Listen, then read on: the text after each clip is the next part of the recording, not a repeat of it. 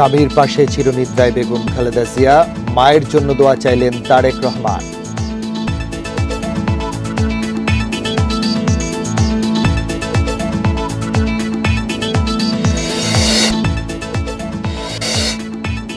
শেষ শ্রদ্ধায় ভারত সহ বিভিন্ন দেশের প্রতিনিধিরা, তারেক রহমানকে শোক বার্তা হস্তান্তর।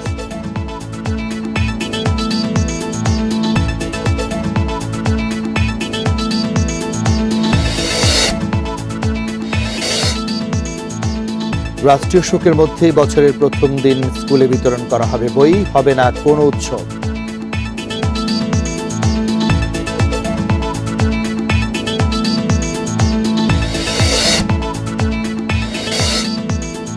এবার এনসিপি থেকে পদত্যাগ তাসলিম জারার, স্বামী সাইফুল্লাহর, রাতে জমা দেন পদত্যাগ পত্র।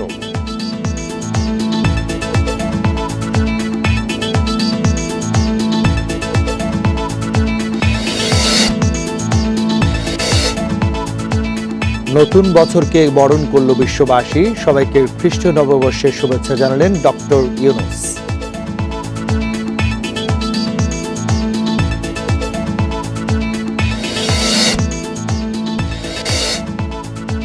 আজ থেকেই সম্মিলিত ইসলামী ব্যাংকের গ্রাহকরা টাকা তুলতে পারবেন, সর্বোচ্চ উত্তোলন 2 লাখ।